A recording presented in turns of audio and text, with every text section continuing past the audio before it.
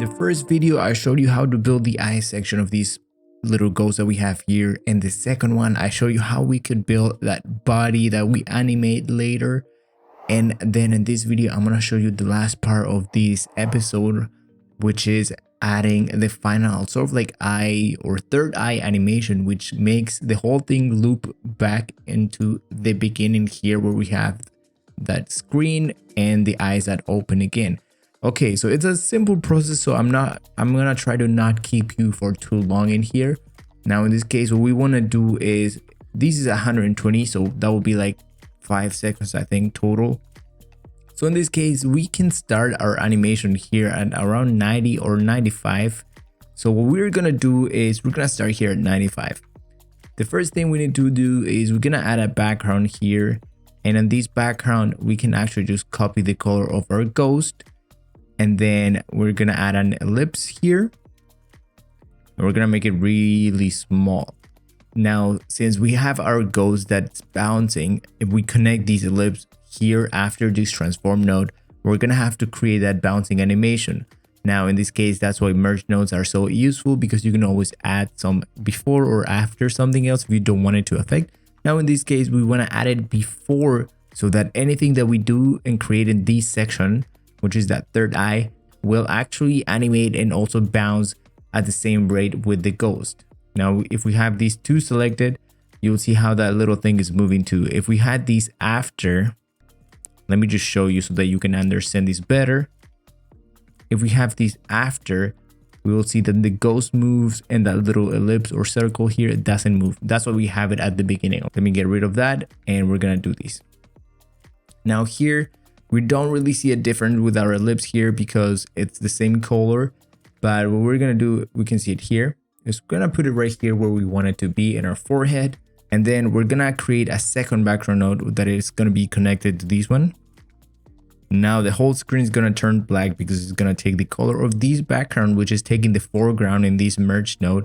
Now don't worry about it, we're gonna fix this. Now to fix this, we're gonna copy this ellipse. So we're gonna press Ctrl C, and then we're gonna paste an instance of it, which is gonna be Ctrl Shift and V. Now holding Shift, we're gonna unplug this instance because by default it's gonna try to get in the way between these two. And now we can connect this instance here to this background. That's gonna bring us back to our screen, but this is not really what we want. What we want is the inside of the circle to be the same color as our ghost. So to fix that, we're gonna go here towards the solid. We're gonna right click, and then we're gonna de-instance. I showed you the same thing in the first video already, but this is just a recap again. We're using the same technique, and we're also gonna de-instance the border width here.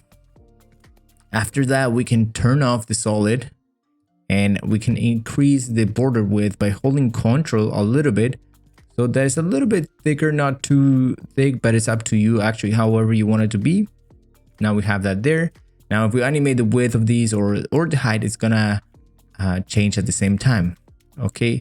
Now, what we don't want is to have to animate these two all the time. And the easiest way to do that is to right click here, and we're gonna set an expression and actually just grab these and let it go right here. That's basically gonna take the values from the height and then apply it at the same time here. So if we move the height, it's gonna move it at the same time. And the same is gonna happen to the instance, since it creates a copy of pretty much everything we do here because they are all instanced. Okay, now the next thing that we wanna do is actually just animate these, and that's gonna complete the process here. So we're gonna animate these starting from 0. So it's gonna go from 0, and we can go to 100, which is gonna be only 5 frames.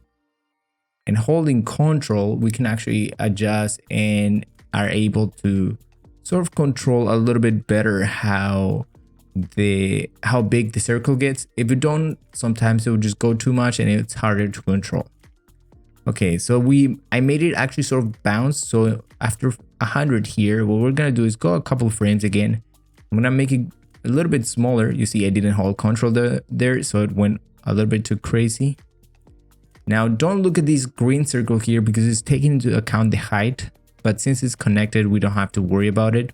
Now I wanted to go to that size, and then after that little bounce that we have here, then I wanted to go all the way and fill our whole screen. And to fill the whole screen, it's it's gonna require to be really big. So it's gonna go to like 1 point something, like 1.3. That's gonna cover our whole screen. Now if we look at it, now in order to fix this, I try to go through this spline usually, but for some reason, since they are instance and they are connected with the expression, it's not really allowing me to change it the way that I want to.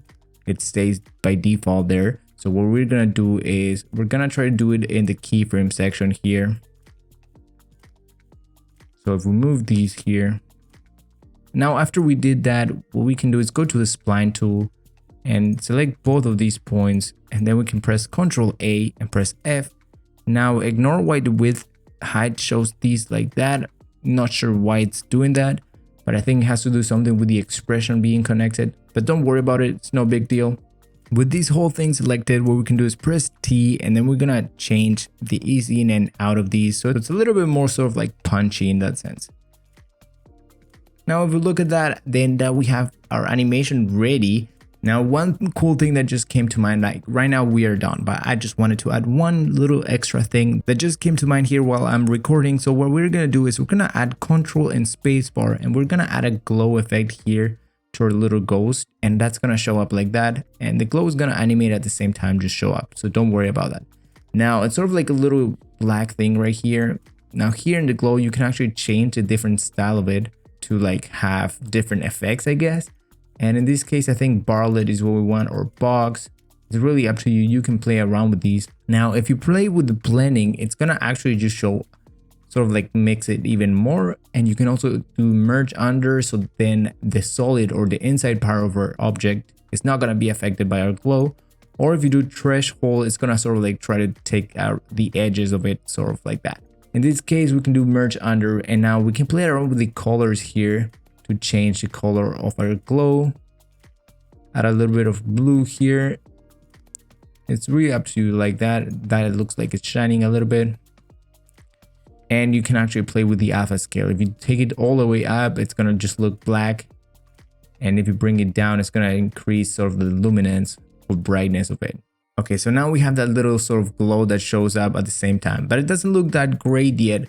So what we can do is sort of make the glow sort of animate and become bigger before or as it's becoming bigger. So here at frame 95, what we're gonna do is we're gonna keyframe the glow size here and try to increase the size of it here at 110 maybe, and make it bigger so that it looks like it explodes or something like that. There it goes. And now we have that cool blow up effect, or something like an energy that came out of the ghost that guided it, and that it became that screen again. And that's a little cool effect that just came to mind, and somehow I was able to pull it out, but it worked, and I really like the result of that. So if we check the whole thing again to see if our loop worked, let's just play it back like that. So we see the little bouncy. So at the end here, we see this little bounce, and that is because of our transform node. So to fix these, it's really easy. All we have to do is go back to the spline tool, and we're gonna check the displacement.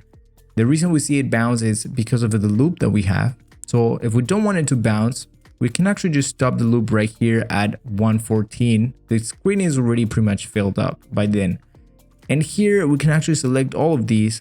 We're gonna turn the loop off, create a new keyframe, and now we're gonna go back and we're gonna turn our loop on again. And that is gonna bring our whole thing back to the beginning without the little edge of our screen showing up. And that is pretty much it for the third and final part of our episode, of our first episode of the From After Effects to DaVinci Resolve series. Now, if you have a specific video that you would like me to try to replicate in Fusion here that's from After Effects originally, let me know down in the comments. I would love to check that out and see what I can do about it. And yeah, that is pretty much it. Don't forget to check the other videos that I have on my channel. Now, I hope you enjoy these, and I hope to see you in the next video here in SUALVI. Bye.